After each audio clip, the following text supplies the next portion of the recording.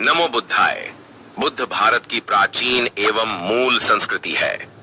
बुद्ध के विचारों का लोहा वैश्विक स्तर पर माना जाता है। बुद्ध के अनुभव मार्ग का उपयोग करते हुए कोई भी मानव सामान्य से विशालतम समस्या का समाधान कर सकता है।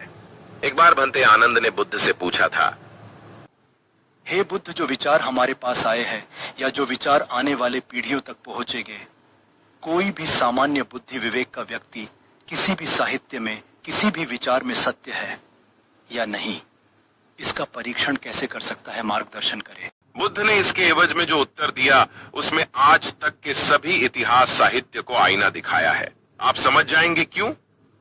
बुद्धिज्म किसी के फंदे में क्यों नहीं फंसता। क्यों इस धरती पर कोई ऐसा पैदा ही नहीं हुआ जो बुद्ध पर सवाल उठा सके। क्या कारण है, सुनिए बुद्ध का उत्तर। सत्य स्वयं सिद्ध होता है। सत्य हर काल स्थिति परिस्थिति में अपने विशिष्ट स्वरूप को निरंतरता से बनाए रखता है। सत्य पानी सा निर्मल होता है। अगर सत्य का परीक्षण किसी भी मनुष्य को करना हो तो कुछ मूल तत्वों का अनुसरण करना आवश्यक है।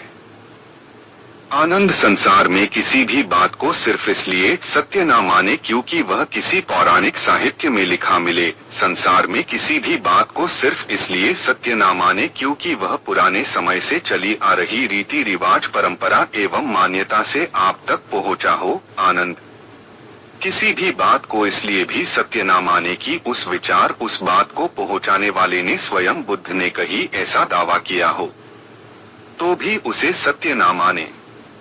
सृष्टि में विद्यमान किसी भी विचार किसी भी बात को सत्य तो ही माने अगर वह सामान्य व्यक्ति के बुद्धि विवेक को भी प्रासंगिक लगे, जिस काल से उस बात का संबंध है। तथ्यों के आधार पर देखने से उतनी ही वास्तविक लगनी चाहिए। अगर वह बात या विचार सत्य है तो कोई भी मानव तर्क, विश्लेषण, वास्तविकता, सटीक अनुमान, तथ्य और शोध समझ का उपयोग कर देख सकता है क्या सही में ऐसा होना संभव है। क्या आज भी वह होते हुए दिख रहा है। सत्य अपने स्वरूप को हमेशा बनाए रखता है। सत्य भी नष्ट नहीं होता, किसी न किसी रूप में अस्तित्व में रहता है। जैसे आनंद आज बुद्ध तुम्हारे सामने है, मुझसे पहले भी बुद्ध थे, भविष्य में भी बुद्ध होंगे, क्योंकि बुद्ध एक सत्य है। सत्य विचार चर्चा से डरते नहीं। सत्य विचार अपने ऊपर उठने वाले हर एक सवाल का समाधान करने की क्षमता रखते हैं।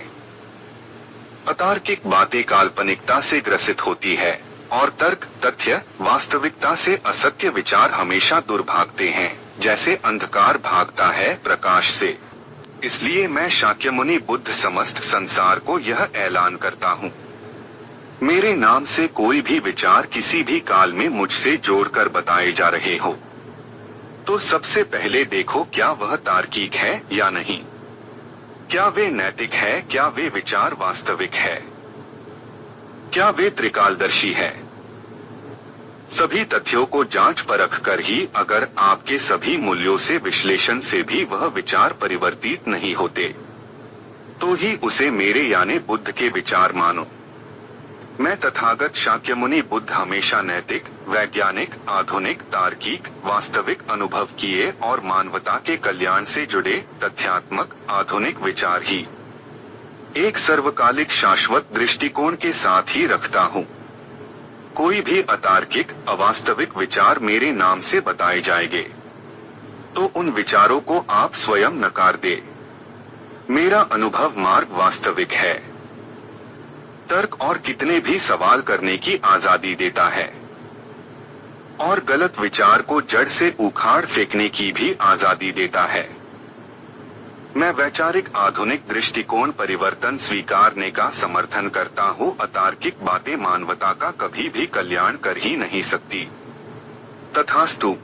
इसीलिए तो मैंने कहा था बुद्धिज्म को चैलेंज करने क्षमता किसी में भी नहीं।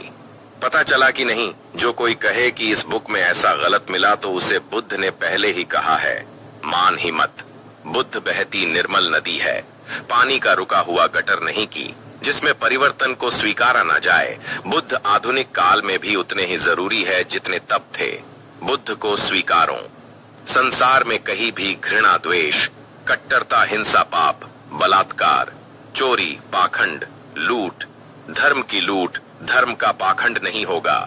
मणिपुर जैसे कांड नहीं होंगे, उन्नाव नहीं होगा, जात पात गटर नहीं होगा, कट्टरता नहीं होगी, कोई इंसान जात के नाम पर उच्च या नीच नहीं होगा, युद्ध नहीं होगा, मानवता शर्मसार नहीं होंगी। बुद्ध कहते हैं इस मार्ग में हर एक चाहे तो बुद्ध भी बन सकता है। सिर्फ बुद्ध के विरासत तलवार से खत्म किया, साथ ही शिक्षा का हक भी खुद के पास रख लिया। सुपारी देकर नालंदा जलवाई।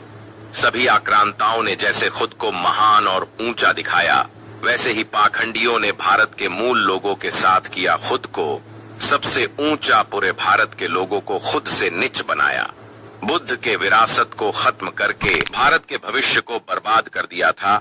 इसलिए बुद्ध विचारक ब्राह्मणवाद, पाखंड धर्म का धंधा करने वाले लोगों का विरोध करता है, करता था, करता रहेगा। धर्म के धंधे वाले दलाल और बुद्ध के उपासक में अंतर के लिए बताता हूँ। बुद्ध का उपासक किसी से भी जन्म से मृत्यु तक किसी भी कार्यक्रम में पैसे नहीं लुटता है, ना ही किसी पर राहु केतु के नाम पर अपने घर का महीने का खर्चा भी नहीं निकालता, न किसी के डर मजबूरी का फायदा उठाता है। किसी भी बुद्ध विहार या चैत्यों में दान पेटी नहीं है, क्योंकि ये धंधा नहीं है, ये पैसे ऐंठने का साधन नहीं है। बुद्ध के विचारों के कार्यक्रम कथाओं में पैसे नहीं लिए जाते, सभी कार्यक्रम फ्री किए जाते हैं। मैंने दलालों को 30 से 50, 60 लाख लुटते देखा है। दिल इसलिए दुखता है कि मैंने सभी भारतीय समाज के संतों को पढ़ा है। उनका विरोध जिस चीज से था, उनके लोग उसके शिकार स्वयं हो रहे हैं। मैंने अब तक 57 संतों की जीवनी पढ़ी है और पढ़ना शुरू है। सबका शत्रु सिर्फ एक ही वर्ग को पाया है। बताने की जरूरत ही नहीं है। जो तुम्हारे पीढ़ियों से शिक्षा का हक छीन ले, क्या तुम्हें सच में लगता है वो तुम्हें परमार्थ का मार्ग इतनी आसानी से दे देगा? भारत के